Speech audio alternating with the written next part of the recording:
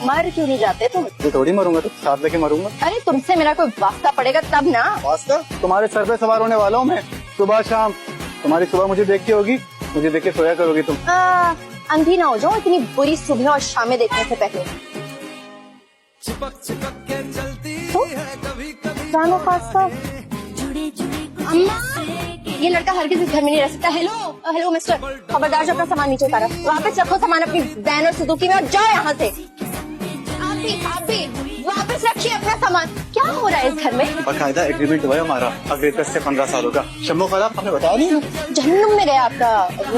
अपना सामान उठाइए और निकलिए यहाँ से। अम्मा प्लीज, अगर ये इस घर में रहना तो मैं इस घर में नहीं रह सकती। नहीं, वो ये बेटी कह रही है हम इस घर में रह ही नहीं सकते।